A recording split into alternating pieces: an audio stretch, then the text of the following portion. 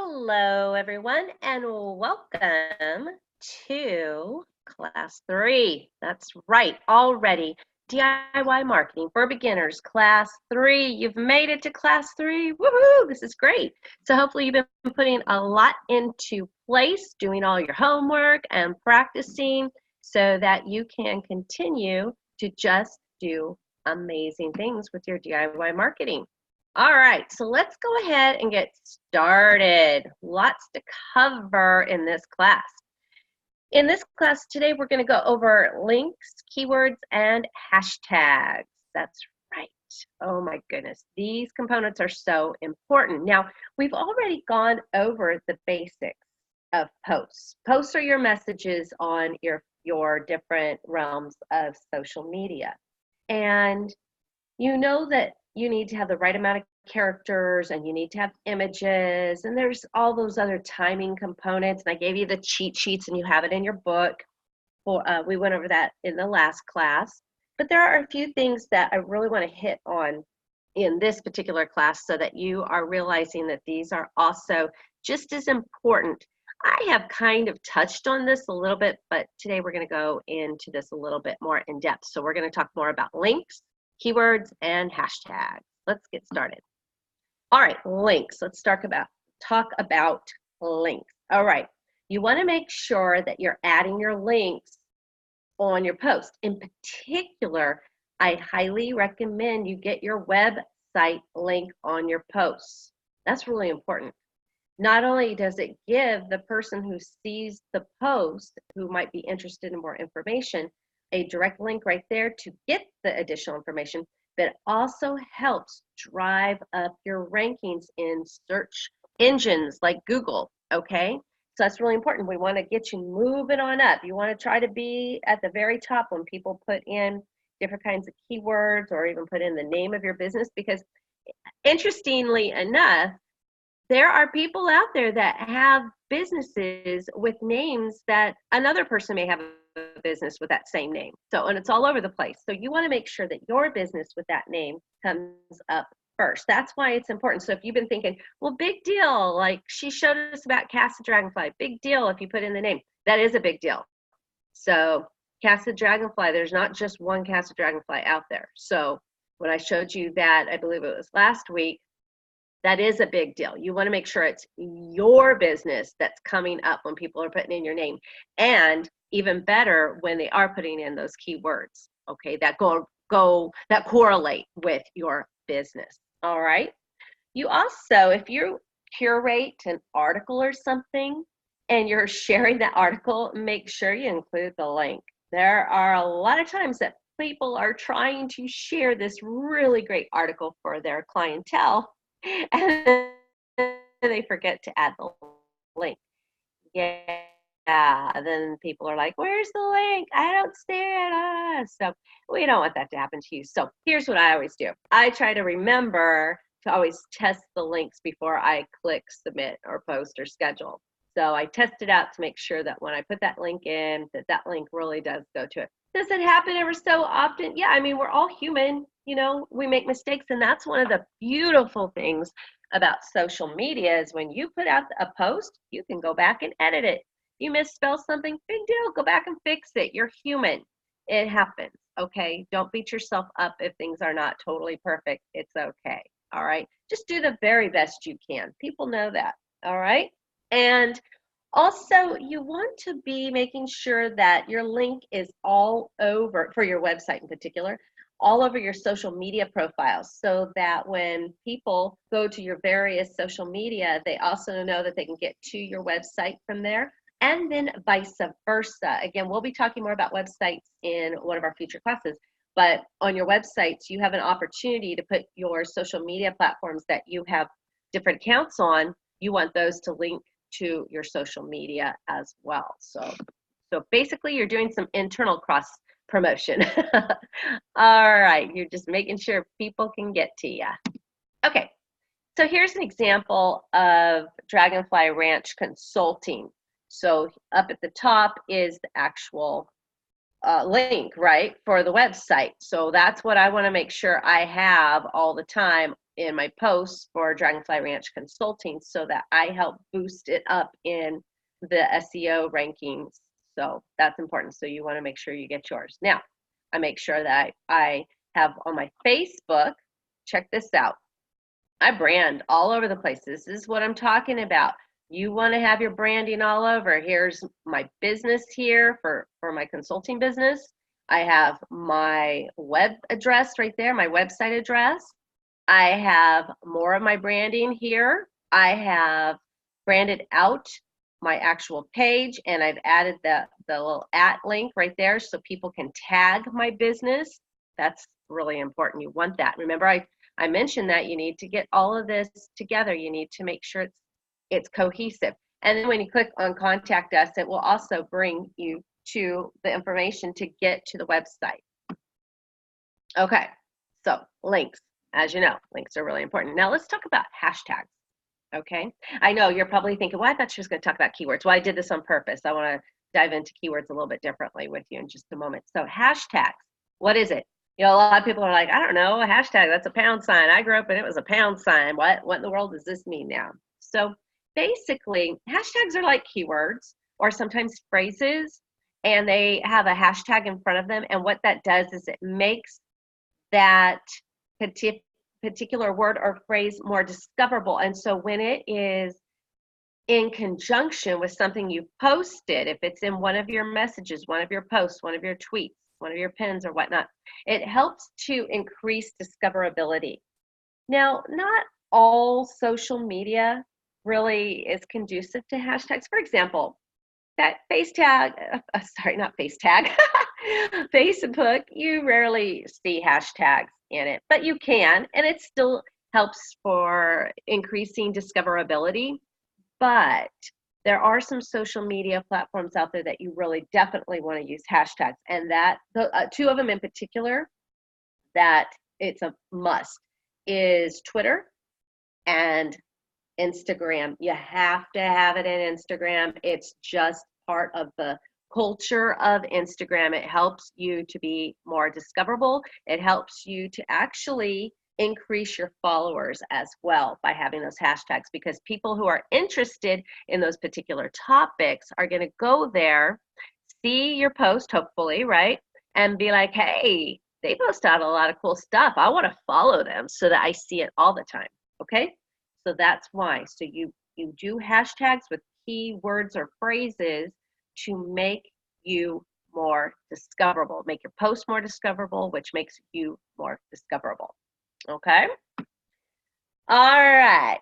So here's an example, like the word happy. If you put hashtag happy, you're going to have so many people looking for posts that have that word in it. Check that out. Just hashtag happy. That is 358 million posts out there with the word happy, you know, on the day that I put this in, right?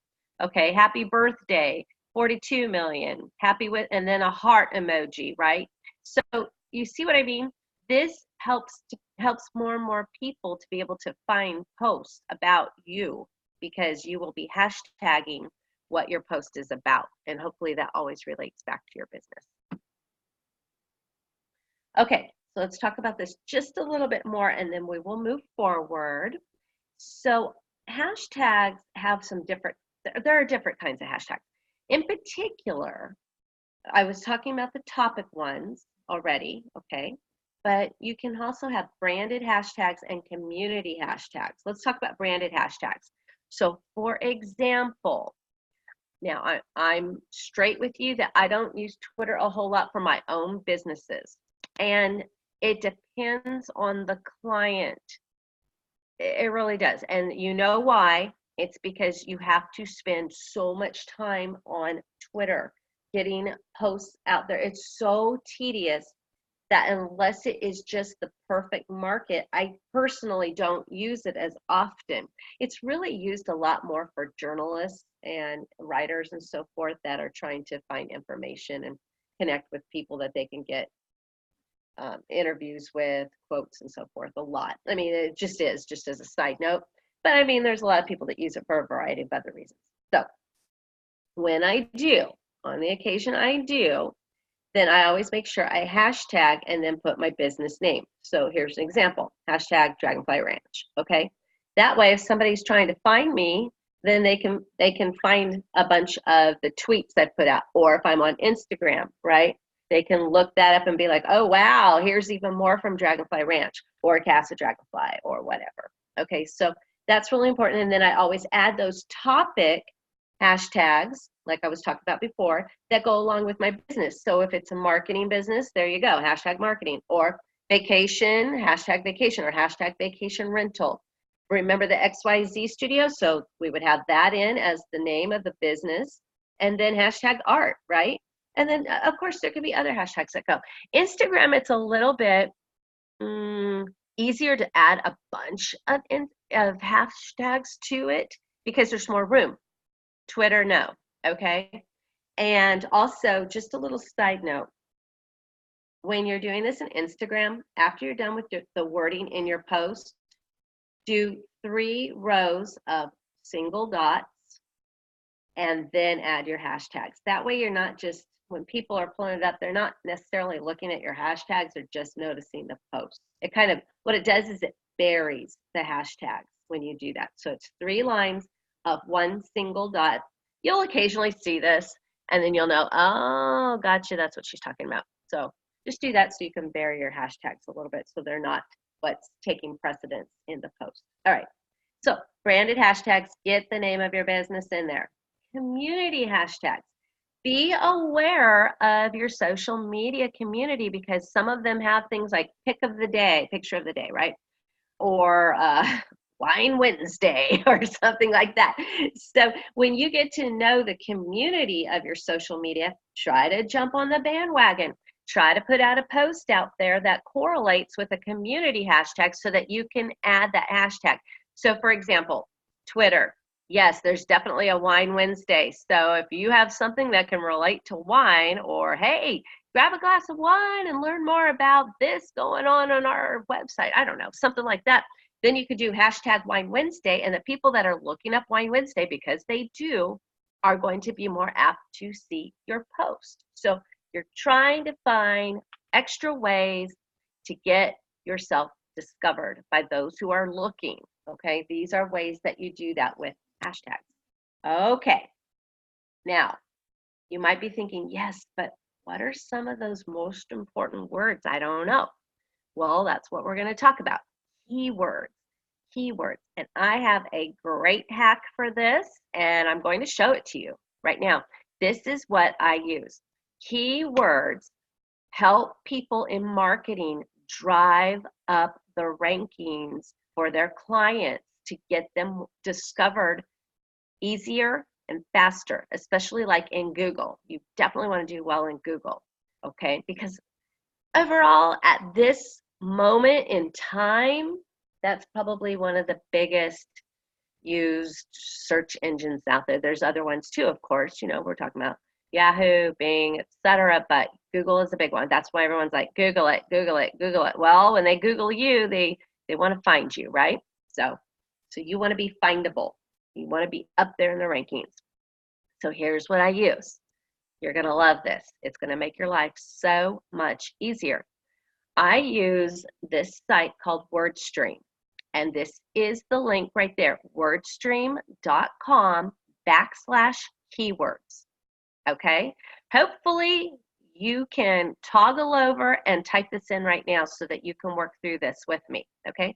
Like anything, the sites can change a little bit from here and there, from day to day, but what I'm going to show you is pretty much how it is right now. Okay?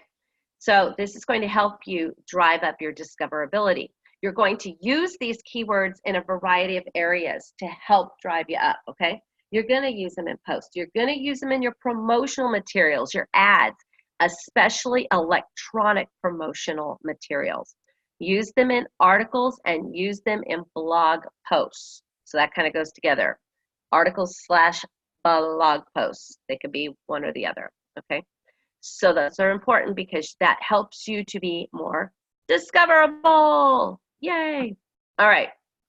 So here we go. We go to wordstream.com/keywords. And you're going to get a a screen that looks like this, okay? This is what's going to come up. All right, so I'm sorry, a page that's going to come up like this. All right, so when you do that, you're going to go down here where it says enter keyword, choose industry, select country. I mean, that's really optional. It depends. I mean, maybe your business is really solely pointed to a target audience in Italy. Well, then you're going to definitely want to put in Italy, right, under the country. So, but maybe not. So let's take a look. So let's go back to my XYZ studio. So I know it's about art and arts and entertainment. So I put art here and arts and entertainment here. Why? Because I want to find what the most discoverable words are to go with the XYZ studio when I am putting out posts to make it more discoverable. Okay, so when I put it in, I'm going to get these words, and in particularly, wow, check gallery. And so since I'm considering XYZ Studio a gallery, boy, I sure better make sure the word gallery is in all of my posts, right? So also in my articles and on my website, in my promotional materials, all those things I just listed off for you. I need that word gallery to help make XYZ Studio more discoverable. It will help push up the rankings just by using that word in those posts, okay? Some of the other big words, museum, painting, pop art, those kinds of things. Actually, a lot of these are really good, but it just so happens that one of the biggest ones is gallery, and that's going to really push XYZ Studio up, okay?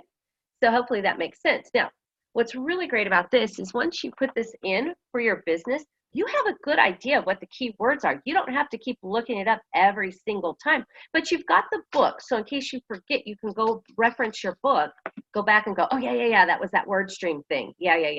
So, and you can look up something else, especially if it might be something new too.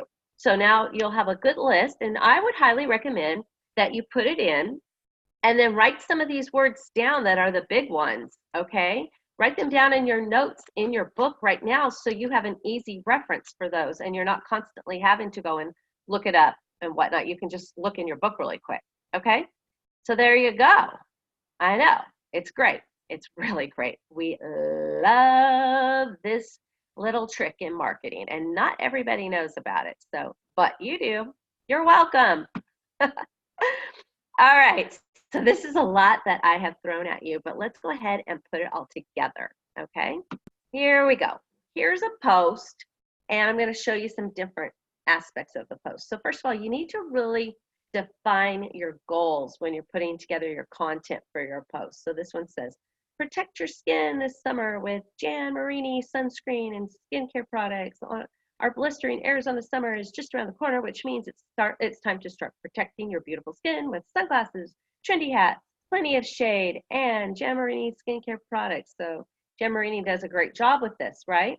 And there's call to action right there. Call to talk to a skincare expert, blah, blah, blah.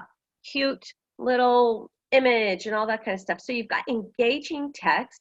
You've got your call to action, right? You've got a trending topic. It's time to start.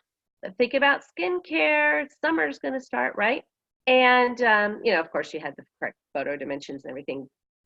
Facebook's pretty good with this now. Now, here's something I want to point out to you. If I were to pick this apart, the one thing that is missing in this post, which I'm hoping you can see it already. You're already like, wait a minute, didn't she say I should always try to add this whenever possible? If you're thinking the website address, you are right. Yes, that would be the one thing I would put in there.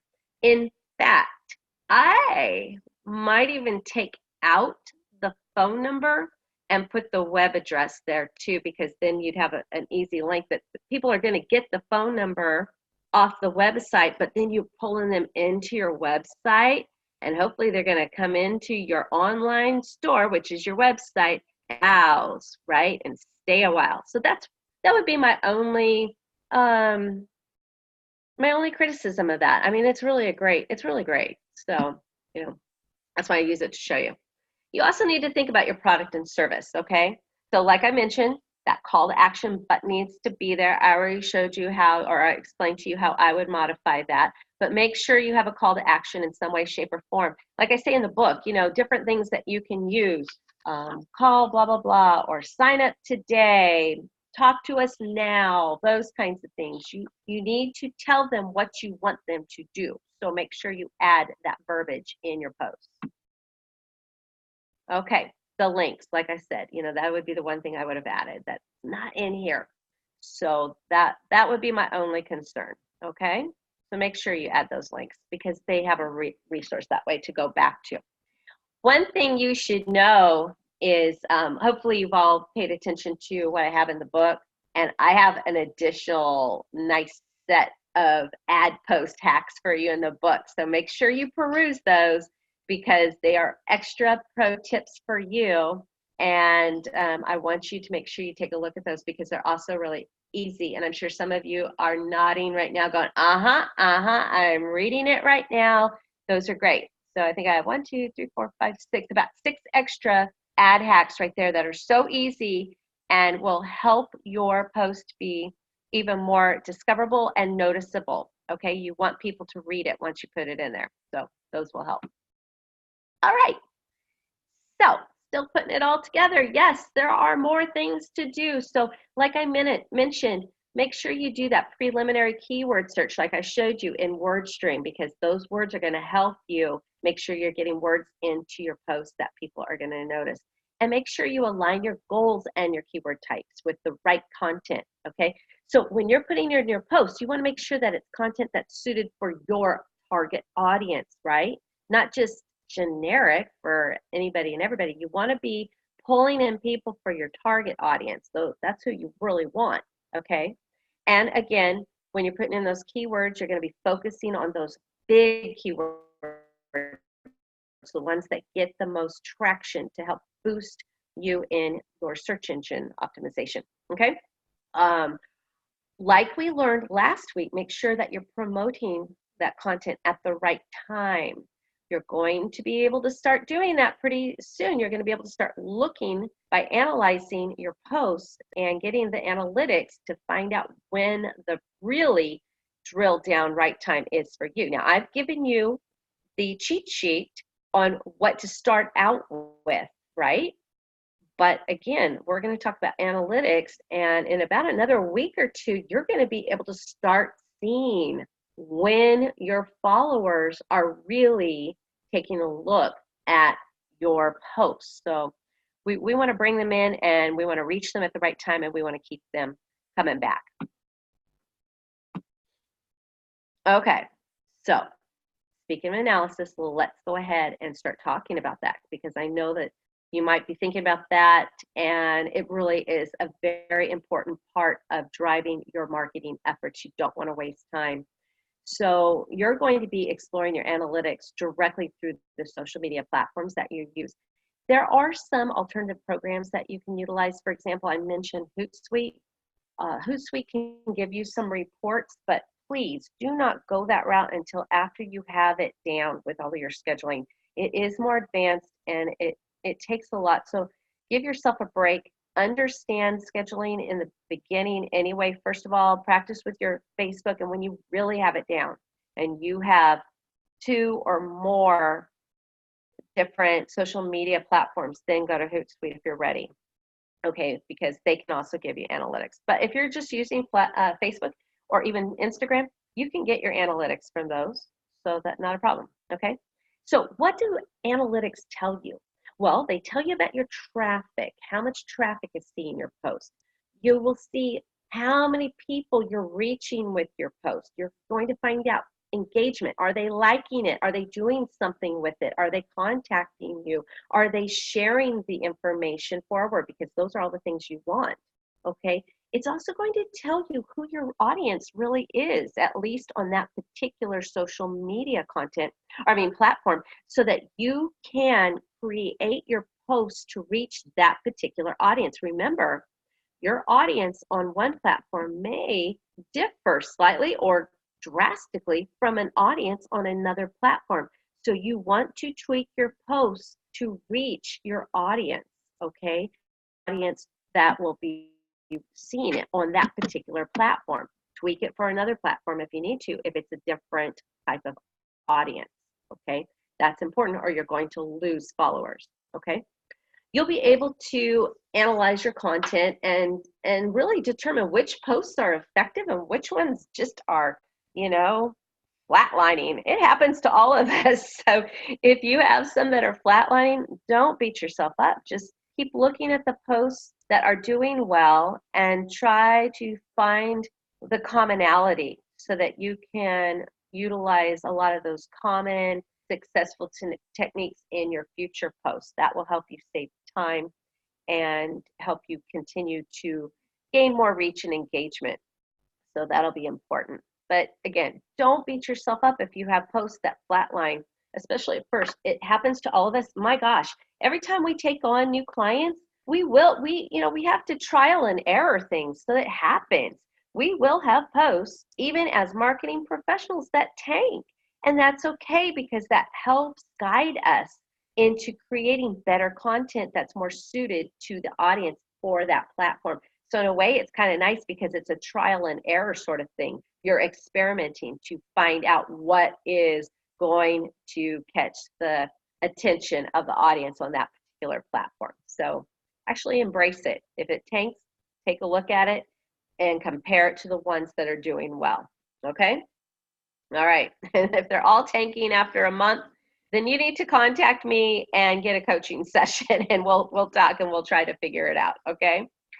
All right, you're also, with your analytics, in particular with Facebook, you will be able to keep an eye on your competition and their pages and what the audiences are liking and doing on their pages, okay? That's really good to keep an eye on your competition. And you'll also be able to benchmark. You're going to take a look at right away where you're at, and you're going to be able to go back monthly and look at your analytics and see how you're progressing or how you might be dipping. And it happens to everybody. Again, do not beat yourself up. That is just part of the marketing world. You will see spikes, you will see dives, and you just need to go back and see what the data is telling you, okay? So that'll be important. So you'll be able to get a benchmark in the next couple of weeks with 1 month in and use that as your initial and then move from there. So in other words, if you put out some videos and you see that they're doing well and suddenly you stop doing videos and they're diving, then, and you're seeing less engagement, then that tells you your particular audience really likes your videos. You need to do more videos, right? Or maybe they just like certain kinds of pictures or whatnot. You'll be able to go back and really take a look at all that and let the data tell you a story. Okay, so with the data, you're also going to be able to find out when you're most likely to reach your audience. And I'm going to show you in just a moment where you can find your analytics. I'm going to show you some different kinds of analytics that are important, and I'll show you where to find your analytics on Facebook. And it'll also show you who the people are that you're reaching with your posts. So again, this is going to help you see if who you think is your target audience on that platform is what you think your target audience is as a whole, or if you may have some sleeper niches, which are always good. Okay, so let's take a look at some analytics. All right, it's important to take a look at the growth of your fans or your followers. You want to take a look at how your posts are doing, the interaction, so your reach, your engagement and interaction, right? You want to take a look at those kinds of things. That's important. You also want to make sure that you keep a really high response rate so that if people are contacting you, you're getting right back to them as fast as possible. That's important to a lot of people. They want to know that if they send a message to you that you're really going to get back to them. So those are some of the really great things to be keeping an eye on. I'm going to show you some other things as well. Okay, so this is Facebook. And what you do is you go up here on your page, you're at your page, you go over here to Insights right there, and you click on it, and then click on Overview. It should come up to Overview right away, but there's a bunch of other things down here that you can look at. So we're just going to look at Overview for now. So let's take a look at this one. So here, this one, and I pulled this one just up just to give you some examples. So page views, right? So you're going to see little spikes on certain days. Page previews, Likes, this is important, right? So this will be important. This one I think was done after like for a brand spanking new one. This one didn't even have truly a month to go. And yours might look like this after a couple of weeks to about 4 weeks. So that's why I'm always like, oh, just wait till you're about 4 weeks in. So anyway, okay. This one, how the people reach. Okay, this one kind of dived a little bit right in here. So that's, yeah, a dive. So 625 is okay. You want more than that though, and you want to keep it going. All right, post engagement. How many people are liking it, not liking it, sharing it, and whatnot? This one actually took a dip. Okay, so actually, this one was not a brand spanking new one. This was just not a big one. But this one was for a previous month, and then previous to that, it had more engagement. Oh, yeah, that's right. And so that's why I showed this. I forgot that I showed this. So I'm so sorry. My bad. I use this example to show you the tips. I forgot because if I show you all this, if I showed you just the first month, you're going to see all these going up and you may not see much of a dip. I'm so sorry. My bad. That's why I'm showing you this. So yes, so this is what I'm talking about. You will drop at times, okay? So, and don't beat yourself up. Just let that tell you the story of what's doing well and what's not doing well. So if you're not doing enough, then you need to get more up. Okay, so this one, perfect example. This one dropped almost 100% because of the videos in that last month and compared to the month before. So what does this person need to do? They need to jack up the amount of videos, okay, that they're doing because those were doing well, okay? Gotcha? All right. Sorry about that little blip. I'm only human. It happens sometimes. All right. So like I said, you want to learn about when you're most likely to reach, where are your analytics, which I just showed you that one on Facebook, and who are the people you're reaching with your posts. So here's a little look on Insights. When you go to Insights, like I just showed you, go down to People, click there. And this will show you a little bit more about your demographics. For this particular page, their biggest demographic is actually men that are ages 18 to 24, followed by women 18 to 24, then 25 to 34, and then it just goes down, down, down. So when they're doing their posts, they need to really, really push this area, especially 18 to 24-year-old men, right? On this particular platform, which is Facebook. So when they're making out their posts, they really want to be speaking to those men that are 18 to 24, 18 to 34 really, but especially 18 to 24, followed by the women. Okay, they want to do that because that's who their fans and followers are. Okay, I don't have this showing the page because this was a client that I helped coach so that they could boost up. So for anonymity's sake, I am not sharing that with you, but I just want to show you that this is where they were and we needed to boost them up. And that previous slide that I did show you, they were tanking, and I was trying to help show them some of these techniques that I have already been sharing with you to help boost them. Okay, here's what else you need to look at. Go to Insights, and this is when your fans are following you. Okay, this is what I keep saying. You're going to want to start posting when your fans are actually watching you. You know, your fans and followers are on and looking. So Insights, then you go down here to post. And this is a beautiful thing. It'll show you when you're getting the most posts, views during the week, right? Most people actually on and looking, okay? This one was pretty even killed, but mostly you'll see on Tuesdays. If I had to pick one, it was Tuesdays followed by Mondays. How do we know? Because of up here, okay? Then we take a look at the time of day. So what's really big is right here, 6 a.m. to 7 a.m. And also, not a bad one, 11 p.m. at night is also a good time for this particular client to be posting out. So if they're doing 2 posts a day, I recommend to them that they're posting out between 6 and 7 a.m. and then another post again at 11 p.m. at night, because that's when they're going to have the best chance of reaching their followers, okay? Which this is really interesting because knowing their fan base, the 18 to, let's say, 34-year-olds, mostly men, this is really amazing that it's split. Now, I have my theories on it, but a lot of times we find it really clustered together. Like we'll only see this as a really big area, and then it really slumps, but maybe a little bit higher, or vice versa, somewhere in the middle or whatever. But occasionally we will see one of these bell curves that, this is like a reverse bell curve, right? Where it's up here, comes down, and then up here. When do you not want to be posting? Right here right around 3 o'clock in the afternoon. No, their followers there's not too many of their followers really seeing anything, so they want to stay away from that time period. I highly, highly, highly, highly, highly recommend that you are checking this once a month. Pick a day of the month that every month you go back and you check your analytics, at least for these 3 areas, so that you see how your fan base is increasing in that same way or morphing. Maybe your fans are changing, and maybe it becomes a different day that they're more active and a different time. So keep an eye on that. It can change over time. I do recommend that you don't check more than once a month. You'll drive yourself crazy and it's really needless, okay? Just once a month. But it's important. It's an important day once a month to do this. All right.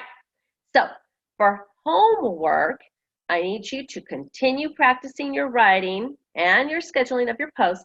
But now for this next week, let's go ahead and ramp it up to 5 posts for Facebook with images. I also want you to look up your keywords that go with your business and include those, at least 2 of those strong words in your posts. Find a way to include those into each post, okay? At least 2 of them. That will help. And also to be sure you add your website on your posts. Does it have to be all 5? It would be great, especially right now, but maybe not. Maybe let's say 3 out of 5 at least for this week. And then curate 2 articles and post them up and add them to your social media library. Also, I want to make sure that you are adding your LinkedIn profile. Now, I'm not saying this because I'm telling you to go out and promote or to be posting out on LinkedIn if that's not your prime social media platform for your business, your organization, or whatever. But I want you there so that when people meet you and they want to go learn more about you and your business, you're there. What it does is it establishes more credibility for you. They go there. That's what LinkedIn's about. It really, for some reason, it's psychological, but it sets up more credibility. They'll be able to learn a little bit more about you and maybe also about your business, and just kind of feel like, yeah, this person really is as solid as I thought when I met them. So make sure you set up your LinkedIn profile just so people can actually come there, see you there, and feel like, oh yeah, I really met a solid person. Yeah, I want to learn more about their business now. Okay, so that is your homework. All right, everybody. If you have any questions on class 3, please email me at mickey.dragonflyranch@gmail.com. Thanks, everybody, and I look forward to class 4 next week.